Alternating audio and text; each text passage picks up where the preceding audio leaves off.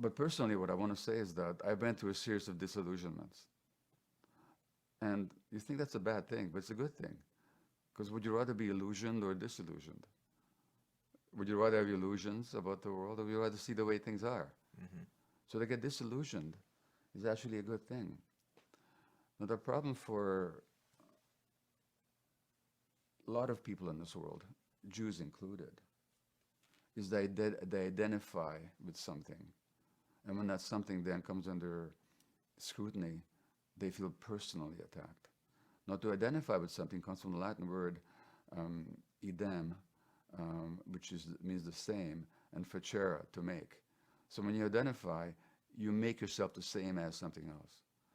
So if I identify with Israel as the Jewish state, then when Israel is criticized, I'm criticized personally.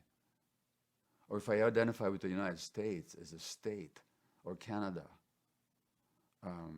or in the province of Alberta these days, Alberta is in economic trouble. It's got these oil sands.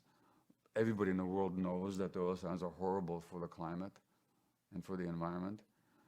So, but the Albertan government now talks about anti-Albertaism on the part of those people that criticize their energy policies, which are very much in favor of the oil companies and the oil sands.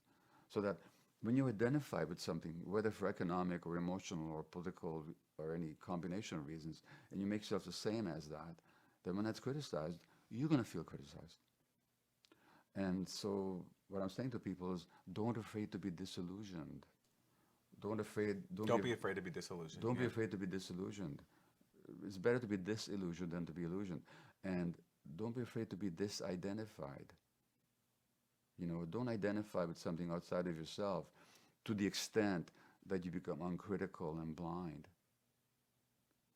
And, these days, I read a book by Albert Speer. Albert Speer was Hitler's architect and armaments minister, I think. He spent 40 years in jail as a war criminal in Spandau after the war. And in his biography, he talks about that. Everybody's always asking me, or my generation, what we knew about what was going on, the crimes, the anti-Semitic and anti-people, anti-human crimes of the Nazi regime.